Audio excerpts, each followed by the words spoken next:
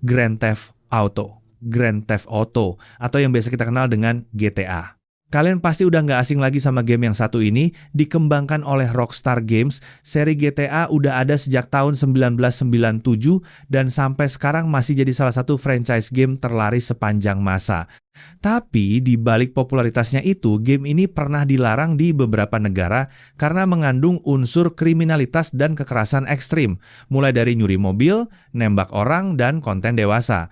Ditambah lagi di GTA Online ada fitur kasino yang bikin pemain bisa berjudi pakai uang asli. GTA resmi dilarang di lebih dari 50 negara. Beberapa di antaranya adalah Brazil, Denmark, dan Malaysia.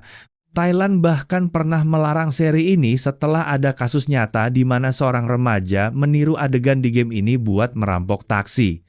Manhunt 2. Game yang dikembangkan oleh Rockstar Games dan rilis pada tahun 2007 ini disebut-sebut sebagai salah satu game paling brutal yang pernah ada. Jadi di game ini, pemain berperan sebagai seorang pasien rumah sakit jiwa yang kabur dan harus membunuh musuh-musuhnya dengan cara yang sangat grafis dan sangat eksplisit. Rockstar nggak nanggung-nanggung soal visualnya. Darah, gore, kekerasan yang digambarkan terlalu detail. Akibatnya, Manhunt 2 ditolak keras-kerasan di berbagai negara seperti Inggris, Jerman, Australia, Irlandia, dan beberapa negara Asia. Di Inggris, British Board of Film Classification atau BBFC bahkan menolak 2 kali buat ngasih rating ke game ini, yang artinya game ini secara teknis nggak boleh dijual di sana sama sekali. Rockstar akhirnya terpaksa ngedit konten gamenya biar bisa rilis di beberapa wilayah. Tapi meskipun udah disensor, game ini tetap dianggap terlalu ekstrim dan masih dilarang di banyak tempat sampai sekarang. Mortal Kombat 11.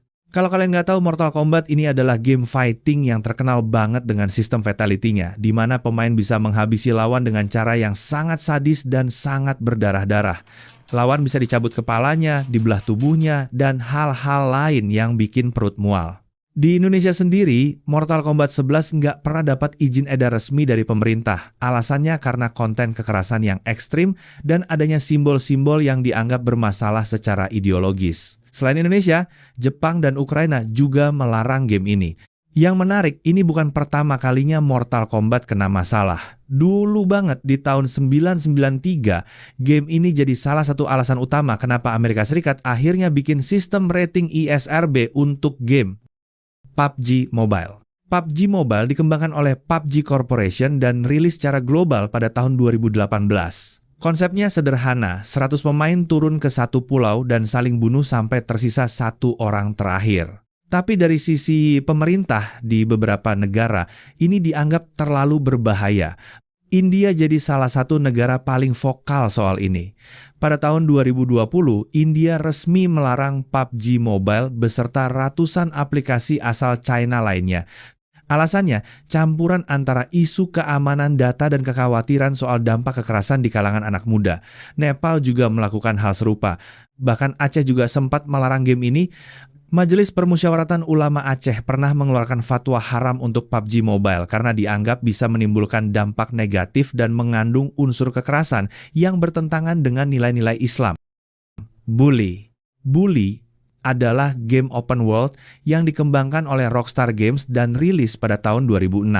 Dalam game ini, pemain berperan sebagai Jimmy Hopkins, seorang remaja yang masuk ke sekolah berasrama bernama Bulworth Academy. Di sana, pemain bisa berkelahi, mengerjain teman, bahkan membuli siswa lain. Brasil jadi negara yang paling keras merespons game ini. Pemerintah Brasil secara resmi melarang bully karena khawatir game ini bisa mengajarkan perilaku intimidasi dan kekerasan kepada anak muda. Inggris dan beberapa negara bagian di Amerika Serikat juga ikut melarangnya. Pokemon. Di awal tahun 2000, Arab Saudi mengeluarkan fatwa resmi yang melarang Pokemon. Alasannya, pemerintah Arab Saudi saat itu menganggap Pokemon mempromosikan simbol-simbol Zionisme karena adanya bintang David di beberapa kartu, dan juga dianggap mempromosikan perjudian karena sistem pertukaran kartunya. Lalu ada Pokemon Go yang rilis pada 2016 dan langsung viral ke seluruh dunia, tapi Iran langsung melarang game ini karena alasan keamanan nasional. Di Indonesia sendiri, pemerintah pernah melarang aparatur sipil negara main Pokemon Go di lingkungan kantor karena khawatir soal kerahasiaan negara.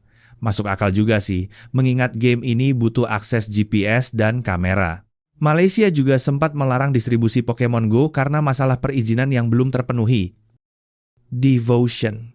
Devotion adalah game horor psikologis asal Taiwan yang dikembangkan oleh Red Candle Games dan rilis pada tahun 2019. Game ini sebenarnya dapat sambutan yang sangat positif dari para pemain dan kritikus. Tapi satu hal kecil yang tersembunyi di dalam game ini bikin semuanya berubah drastis.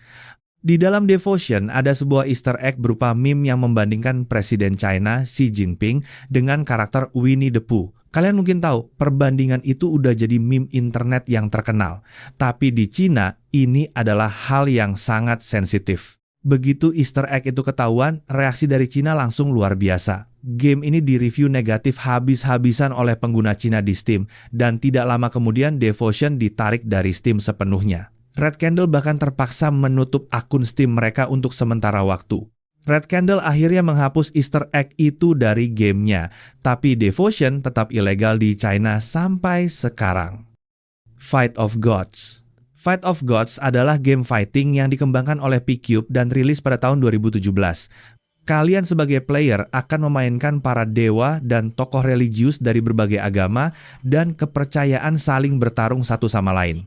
Di dalam game ini, kalian bisa menemukan Yesus, Buddha, Anubis, dan berbagai figur sakral lainnya yang bisa dipilih sebagai karakter untuk diadu tinju. Malaysia jadi salah satu negara yang paling cepat bereaksi.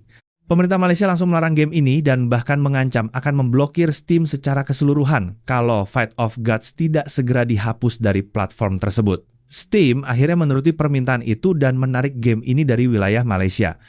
Beberapa negara lain dengan populasi religius yang besar juga melarang game ini dengan alasan yang sama, yakni berpotensi menimbulkan konflik SARA dan dianggap menghina simbol-simbol keagamaan.